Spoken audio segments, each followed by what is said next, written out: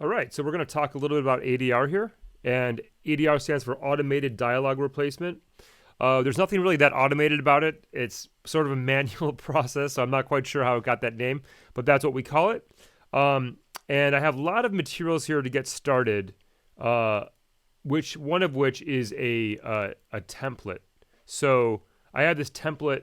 It's called ADR. Let me just show you here. It's called ADR template. That should be on the assignment folder there, ADR template, and that will open up a template file, and it will open up the session just like this. I did add a video in here, so let's just ignore these, and I did some spotting, but let me just hide these like that. So it's going to look something like this. It won't have the markers in here, and you'll have to import the video, but it gives you a starting point for ADR. So the first thing you want to do with ADR is choose a character and replace it. Oftentimes this would be the actor. And as you know, there's multiple reasons why you would replace lines. Maybe you just couldn't get a good mic placement, or maybe there was a technical difficulty, maybe it clipped, maybe a loud car was driving by, maybe the actor wants to redo them, maybe you want to add additional material. So ADR is specifically, though, matching the location shot. So we know we were talking about booms and lavs before. So here is a shotgun mic. And you're going to want to use a shotgun mic in your ADR. You want to match the production condition. That's the most important thing. I'm being lazy here, so I just have my 414, a large diaphragm condenser. So use whatever you have available, but oftentimes you want to match the exact same mic you had, as well as the placement, which means maybe it's a shotgun mic a few feet away from the actor in this case. So I opened up the template. It's going to look something very similar to this, minus the spotting and the video, but I'll bring that in here now. And so I have these 3 beep count-ins here. I can show you how to make that very easily. So if my grid is set to, if I'm in grid mode at 100 milliseconds, I'm just going to make it here and just show you how easy it is to make from scratch. So here is 1 second. I have 1 second here, and I'm just going to print out a 1K sine wave. We know that key command. To print out that 1K sine wave, to print out the 1K sine wave, we do Control, Option, Shift, 3. And I have a 1 millisecond, or sorry, 100 milliseconds of a selection there, and 3, boink. And what that should do, hold on, maybe I wasn't in Pro Tools. Here we go, try that again. Control, Option, Shift, 3, and that should print out 1 little beep. And so what I like to do is, you could do it every second, which would be like this. That I've noticed is a little bit slow. I just Option drag that over. That's a little bit slow in my experience. So what I like to do, I'm going to nudge 100 milliseconds here. I'm going to mark in here. And I'm just going to, so what I'm going to do now is nudge this over 700 milliseconds. So 1, 2, 3, 4, 5, 6, 7. So look at that again. 1, 2, 3, 4, 5, 6, 7. Boom. Then there's another one, right? Then I'll do it again. I'll just count this time. 1, just to move this over. 1, 2, 3, 4, 5, 6, 7. And right there, I'm going to drag that up. And I'm going to drag it again. 1, 2, 3, 4, 5, 6, 7. And that's where it's going to end. So we're doing an equal count. Sorry if this is getting a little bit complicated, but it's quite simple. I'm just, repeating this every 700 milliseconds. And on the downbeat of the 4th one is where you want the line. I'm just going to consolidate this now. Option Shift 3 or Alt Shift 3 if you're on a PC. There we go. And that's how I made this 3 beep. That's exactly what it is. I think this is 700 milliseconds as well. Let's see here. 1, 2, 3, 4, 5, 6, 7, boom. And then that's where the next one is. So that's how you make it. It's quite simple. And that will be used to cue. So we know what spotting is. You can spot for all types of things. And I'm just going to spot. I've already spotted for these lines. So here's the first one. It's a little bit too soon. So yeah, can I have a dozen red roses? I've already aligned that one here. And so I like 2 tracks in my template that have the 3 beep count in. My next line will be over here. Where is it? That's me right there. That's close enough. I could go into slip mode here too if I wanted to get it really precise. And let's keep on doing. That's already done. So on and so forth. So I'm just basically going to drag this over wherever the end of that line is. You get the idea here. And then, of course, option drag. Option drag will just duplicate it. So I like to have 2 of these cue lines. Oops. Option drag. There we go. Behave yourself. There we go. Okay. So now these are all going to cue the line. So listen to this. Hi. Can I help you? Yeah, can I have a dozen red roses, please? Oh, hi, Johnny. I didn't know it was you. Here's the next one. Here you go. That's me. So let's listen to that one again. You. 1, 2, Here you go. 3. That's me. So it's a way beep, beep, beep. That's me. Right in the downbeat. So that's how you use these. These are auditory streamers. A visual streamer would have like a vertical line. You can get software that has a vertical line that just goes across. And then when it gets to the end, that's your cue. So as you know, these are not musical timing. So it's not like a bar and beat thing where you can use a metronome or anything like that. So we use this 3 beep count in to cue the line, right? So we've got a few active record tracks. And this is just one possible method. I've seen it as well where you could record enable this track here and have the actual line. That's a great method as well. So DX, yes, can I have a dozen red roses? That would be the actual name of the track here, and that would print the file. So it's very clear when someone has to edit the ADR what the track is called. So I'm just going to record maybe that's me, just one line here. I muted this other guide track because it's not in. It'll just confuse us.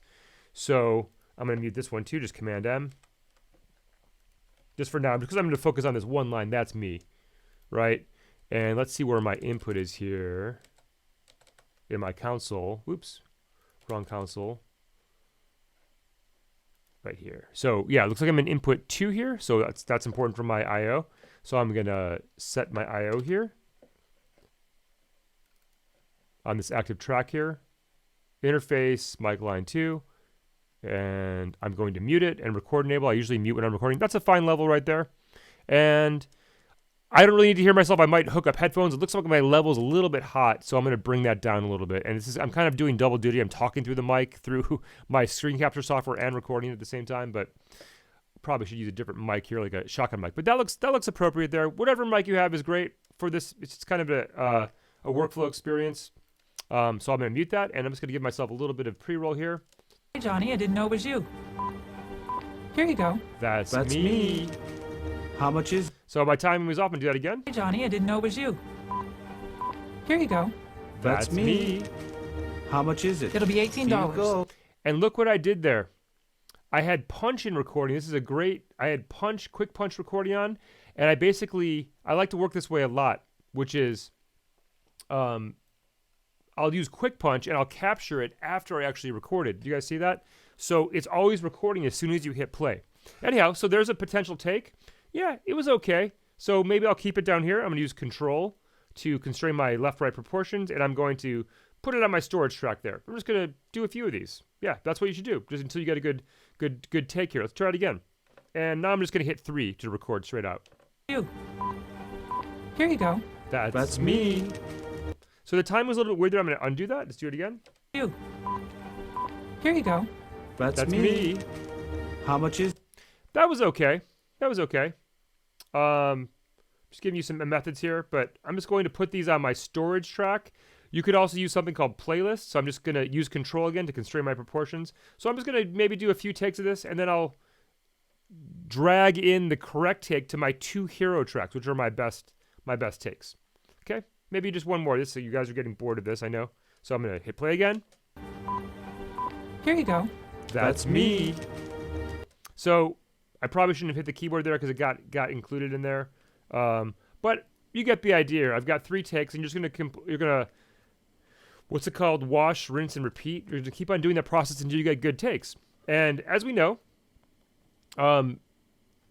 we can solo these by just linking the track and edit selection right here, link track and edit selection. If that's turned on, then when I click into a track or with the P and semicolon, it will select the track and I can shift S. That's me. Oh, what I should do, I should have had headphones on too. That would have been good. That's me. That's me. Should definitely have headphones on this because you could hear the recording of the performance in there. So I'd probably have to redo these, but that's a good thing. Let's do another one with my headphones on. I turned off my speakers now. Sorry about that. Just kind of winging it here. Let's do it again. I'm gonna hit record here. Oops, I have to unsolo this one. Let's mute all these. Mute, mute, mute. Take this off solo. Let's do it again. Help you? Here we go. It was you. Here you go. That's me. That was probably my best one. So I'm going to go with that. Let's say that's my hero one. So let's say I value all these tracks. I'm going to solo them. You know, I might do some elastic audio to do some timing alignment. It's really an acting challenge. But let's say I like this one. So I'm going to control drag it down here to my hero. My hero track is like the keeper track, right? And let's delete that. Same track there. Let's listen to that again. Here you go. That's me. Here you go. That's me. I'd probably want to redo it, so maybe that's another one. I don't know if that's my hero. I would probably redo it. I have higher standards because the performance is a little bit strange. So then you're going to use your ears. You're going to EQ it. So what you're going to do is you're going to go line by line. And I should have mentioned, before you even start this, you want to write out all the lines so there's no ambiguity about what you're actually recording. And I believe I have this... I have an example of this right here. I'm just going to show it to you. Let me get this queued up here. So here is, for example, Johnny's lines once this loads up here. I've taken all of Johnny's lines. Yeah, can I have a dozen red roses, please? So you want to give every line. It's like a script you're reading. So there's no ambiguity. You're not, redoing lines, but you can get kind of creative with it. So this would be an appropriate ADR assignment where you go through all these lines and record one by one. Okay. So when we're done with that, then you're going to have all these lines here, and this isn't the right thing to do, but I'm just going to option drag these over. Pretend these are the lines and you've edited them down. They sound good. They're EQ'd. It's good raw take of the dialogue, so on and so forth. Then what you're going to do to deliver the stem, because we're all kind of collaborating, is to highlight these. And let's say these are all completely edited. I'd want to trim off the dead space here, make it all clean. The levels look good. And then I would highlight this, and I'm going to consolidate that. And so the long way to do that is edit, consolidate. Where are you hiding? Right there. Or option, shift 3 or alt shift 3 on the PC. And what does that do? It just makes it into one complete clip. And so since we're collaborating with male and female voices, we would then take this and export the clip.